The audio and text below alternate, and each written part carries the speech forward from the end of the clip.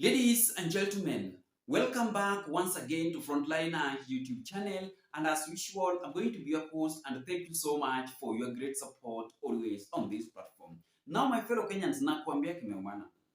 This issue of Sabasaba protest, where the youth in the Republic of Kenya are being expected to occupy different streets in different counties, is giving President William Samoei Ruto a sleepless night together with his camp on what they can do to control tomorrow's crowd, because they have realized that tomorrow protests must be so huge.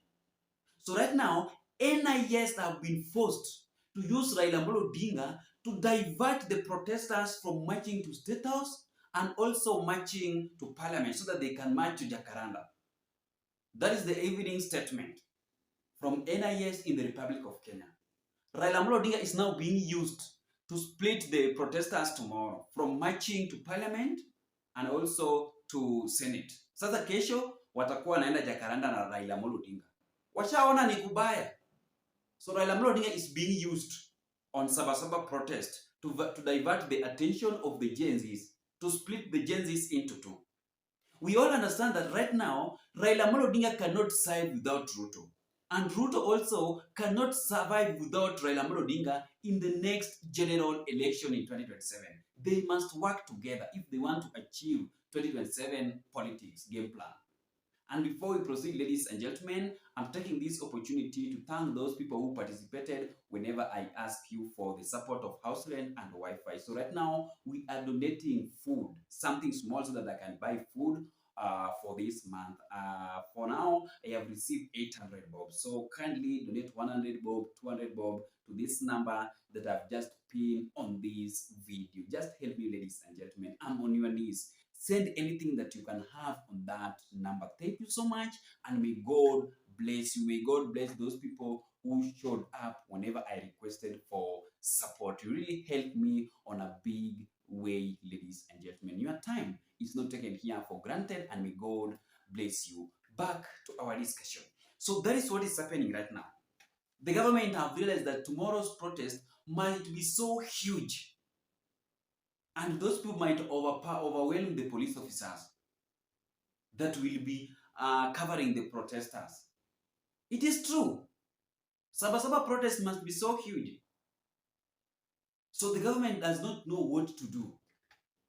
With those full forces, security and everything, they are afraid of the youths in the Republic of Kenya that are just going to protest using a national flag. I keep on reminding this on this platform. Using a national flag, a whistle, and a bottle of water, and also a Colgate that they can use to when they are being tear gassed by the police officers. Right now, the government is afraid, and that is the reason why Raila Odinga have been dispatched to split the protest that will be happening tomorrow. Raila will be on the street, so nobody should lie to you that Raila Odinga have dumped the government of William Samoei. No, that is just a game plan in politics.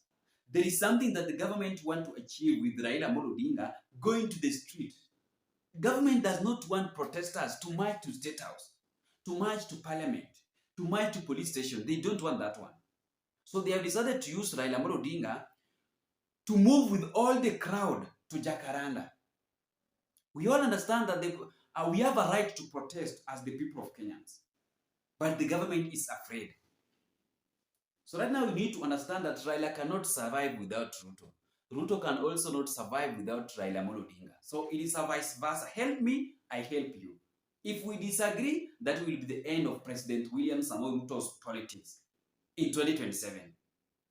If Raila can make a step from walking out of the broad-based government agreement between him and William Samoei Ruto, UDA will be dead fully.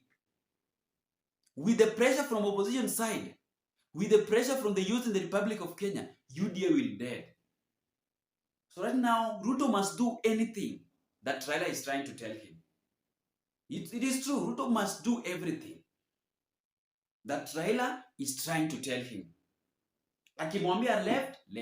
Akimwambia nifanye hivi, Ruto atafanya hivi. Because saisi Raila ndiye amebaki naye, nani mwingine? And things are going to be more tough for President William Samoei Ruto to arrange his camp ahead of 2027 election. Because for the people from Luo Nyanza to vote for William Samoei, Raila Amolo Odinga's image must be on the ballot box, or any other person from Luo Nyanza must be on the ballot box. And for Raila to support William Samoei Ruto, Raila must take the speaker. Speaker itaenda. Hiyo nimekuambia mapema. Speaker itaenda. Running mate wa William Samoei Ruto pia itaenda. Itakuwa for opposition of Raila Amolo Odinga's crew. Si akina Rigathi Gachagua, akina Raila. So 2027 is still tough for William Samoei Ruto, as the youths in the Republic of Kenya are pressuring the government with protest each and every time. Opposition leaders are also working on their programs to campaign against William Samoei Ruto. Raila Amolo Odinga is also pressuring William Samoei Ruto on this big docket that if I must support you in the next general election, you must give me these big dockets. That is a clear statement from William Samoei Ruto.